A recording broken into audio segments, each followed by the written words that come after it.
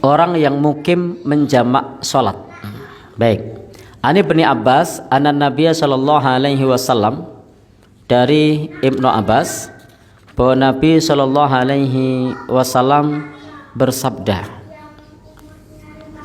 Ini mukim ya. Bahwa saat itu anan Nabiya sallallahu alaihi wasallam bil Madinah, jadi bukan bersabda. Nabi sallallahu alaihi wasallam di Madinah sab'an wa samaniyan. Salat di Madinah 7 rakaat dan 8 rakaat. Adz-dzuhra wal asra wal maghrib wal isya. Jadi 8 rakaat dan juga 7 rakaat. 8 rakaat itu zuhur sama asar, kemudian 7 rakaat itu maghrib sama isya. Wa fi lafdzin lil jamaah ilal Bukhari, dan dalam satu lafadz bagi riwayat jamaah selain Imam Bukhari dan Ibnu Majah disebutkan jamaah bainadz zuhri wal asri wa bainal maghrib wal isya bil Madinah. Nabi sallallahu alaihi wasallam pernah menjamak antara zuhur dan asar, antara maghrib dan isya di Madinah, min ghairi khaufin wala matarin, bukan karena suatu ketakutan, tidak pula adanya hujan. Qila li Ibnu Abbas, maka disampaikan kepada Ibnu Abbas, ma arada dzalika, ma arada bidzalika, kenapa Rasul menjalankan seperti itu, apa yang dimaksud Nabi dengan seperti itu? Qala arada alla yukhrija ummatahu, yakni sahabat Ibnu Abbas menjawab, Nabi bermaksud untuk tidak menyulitkan umatnya. Maka ini dalil bahwasanya diperbolehkannya bagi penduduk mukim itu boleh untuk menjamak maghrib dan isya, kemudian zuhur dan asar, bukan karena hujan, bukan karena satu ketakutan. Baik, jadi ini dalil bolehnya menjamak sholat yang tidak dijadikan satu kebiasaan.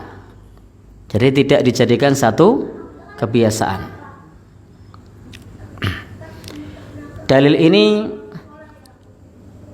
saya secara pribadi memandang bahwa bolehnya sesekali menjamak sholat meskipun kita bukan musafir, meskipun kita bukan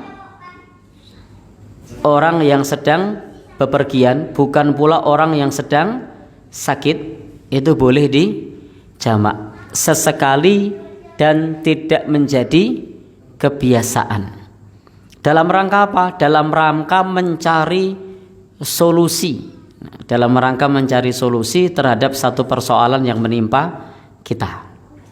Misalnya kita lagi repot, kemudian dijamak. Maka kemarin saya kasih contoh ketika bapak atau ibu di rumah ora ono koncone bayine rewel, nangis terus, ya sudah dijamak saja, karena lagi ngomong bayi ini rewel terus, ya udah dijamak. Ada lagi contoh lain? Ya. Napa? Punya hajat, baik, asal tidak menjadi kebiasaan. Njur duwe hajat terus kebiasaan begitu. Jadi artinya asal tidak menjadi kebiasaan. Namun Bapak Ibu, jumhur ulama berpendapat bahwa menjamak tanpa ada alasan adalah tidak boleh.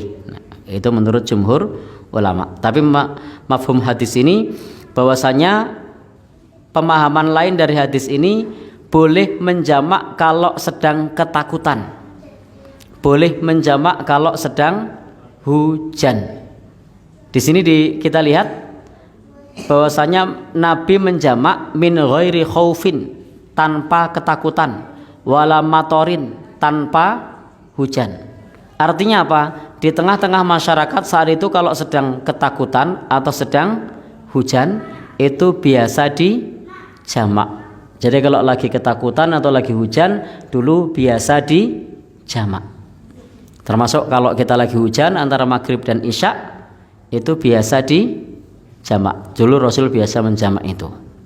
Pas perang begitu, posisi ketakutan di jamak. Itu sudah menjadi pemahaman umum pada saat itu. Baik. Kemudian juga tentang hadis bolehnya menjamak tadi, sesekali tadi, adalah karena adanya hadis yang menentukan waktu-waktu sholat secara terperinci. Oleh karena itu mafhumnya tetap pada zahir hadis itu. Tetapi ada hadis sahih menerangkan boleh menjamak bagi perempuan yang sedang istihadah. Jadi karena sedang sakit istihadah. Dan Imam Malik meriwayatkan dalam Al-Muwatta dari Nafi' bahwa Ibnu Umar apabila mengumpulkan para pejabat pada waktu antara maghrib dan isya dan hujan sedang turun, maka beliau menjamak. Dan juga Athram di dalam sunannya dari Abi Salamah ibn Abdurrahman, ia berkata, di antara sunnah Nabi adalah apabila hari sedang hujan, maka dijamak antara sholat maghrib dan isya. Baik, untuk jamak yang sesekali tadi, intinya itu sifatnya tidak menjadi kebiasaan.